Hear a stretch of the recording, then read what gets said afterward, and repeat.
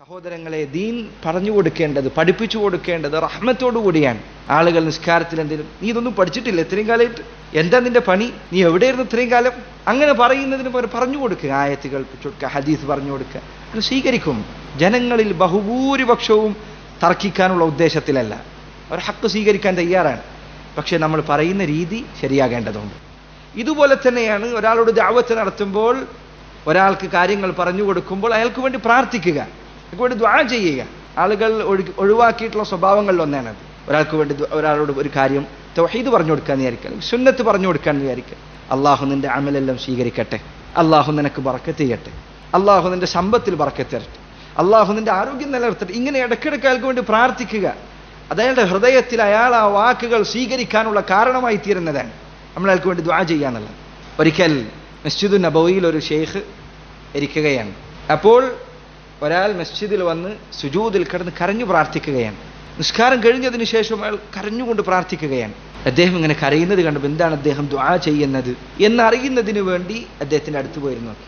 അദ്ദേഹം പ്രാർത്ഥിക്കുന്നത് മുഹിദ്ദീൻ ഷെയ്ഖെ കാക്കണേ, ബദരീങ്ങളെ രക്ഷിക്കണേ, എൻ്റെ പ്രയാസങ്ങൾ നീക്കിത്തരണേ എന്നാണ്. അദ്ദേഹം എല്ലാം നിർത്തിക്കഴിഞ്ഞപ്പോൾ ആ ഷെയ്ഖ് അദ്ദേഹത്തിൻ്റെ അരികിൽ ചെന്നു. എന്നിട്ട് അദ്ദേഹത്തോട് ആദ്യം പറഞ്ഞു, നീ ഇപ്പോൾ പ്രാർത്ഥിച്ച, നീ ഇപ്പോൾ ചോദിച്ച കാര്യങ്ങളിൽ ഹലാലായതെല്ലാം അള്ളാഹു നിനക്ക് പൂർത്തീകരിച്ചു തരട്ടെ. നീ ഇപ്പോൾ ഈ ചെയ്ത കാര്യം അത് തെറ്റാണ്. അള്ളാഹു ഖുർആനിൽ പറയുന്നു, വഖാല റബ്ബുക്കും ഉദ്ഊനി അസ്തജിബ് ലക്കും. ഓരോ ആയത്തുകൾ അദ്ദേഹം ഇങ്ങനെ കേൾപ്പിച്ചു കൊടുത്തു, പിന്നെ ഹദീസുകൾ കേൾപ്പിച്ചു കൊടുത്തു. ഇത് കേട്ടപ്പോൾ ആ മനുഷ്യൻ കരയാൻ തുടങ്ങി. അയാൾ പറഞ്ഞു, ഞാൻ ആദ്യമായിട്ടാണ് ഇതൊക്കെ കേൾക്കുന്നത്, ഇതുവരെ ഞാനിത് കേട്ടിട്ടില്ല, എനിക്കൊരാളും ഇത് പറഞ്ഞു തന്നിട്ടില്ല, നിങ്ങളാണ് ആദ്യമായി പറഞ്ഞു തരുന്നത്. അയാളത് സ്വീകരിച്ചു, അയാളത് ഉൾക്കൊണ്ടു. അയാൾ അത്രയും നേരം ഏതൊരു ശിർക്കിലായിരുന്നു ഉണ്ടായിരുന്ന നിമിഷങ്ങൾ കൊണ്ട് അയാൾ തൗഹീദിലായി.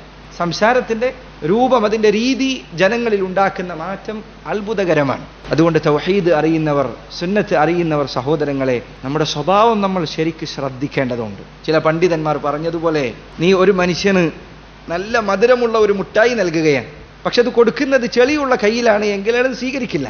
മുട്ടായി നല്ല മധുരമുണ്ട്, നല്ല വില കൂടിയതാണ്, കാര്യമില്ല, എൻ്റെ കയ്യിൽ ചെളിയുണ്ട്. ഇതുപോലെയാണ് നീ നൽകുന്ന തൗഹീദ്, ജനങ്ങൾക്ക് എത്തിച്ചു കൊടുക്കുന്ന ഈ വിശ്വാസം, അത് അങ്ങേയറ്റം ഭംഗിയുള്ളതാണ്. പക്ഷെ നിന്റെ സ്വഭാവം ശരിയായിട്ടില്ല എങ്കിൽ ജനങ്ങളത് ശ്രദ്ധിക്കുകയില്ല. നേരെ തിരിച്ച് നീ വല്ല മോശമായ കാര്യവും വൃത്തിയില്ലാത്ത കാര്യവും ഒരു നല്ല ഭംഗിയുള്ള ഒരു പൊതിയിൽ പൊതിഞ്ഞ്, നല്ല ഭംഗിയുള്ള ഒരു മുട്ടായി കവറൊക്കെ വെച്ച്, വളരെ മോശമായ ഒരു കാര്യം, വൃത്തിയില്ലാത്ത മണമില്ലാത്ത ഒരു കാര്യം നല്ലൊരു പെട്ടിയിൽ പൊതിഞ്ഞ് ഒരാൾക്ക് കൊടുത്താൽ അയാളത് വാങ്ങിച്ചു നോക്കും, തുറന്നു നോക്കും എന്താണ് എന്നത്. നമ്മുടെ സ്വഭാവം നമ്മൾ ശ്രദ്ധിക്കണം, പ്രത്യേകിച്ച് തൗഹീദുള്ളവർ, സുന്നത്തുള്ളവർ.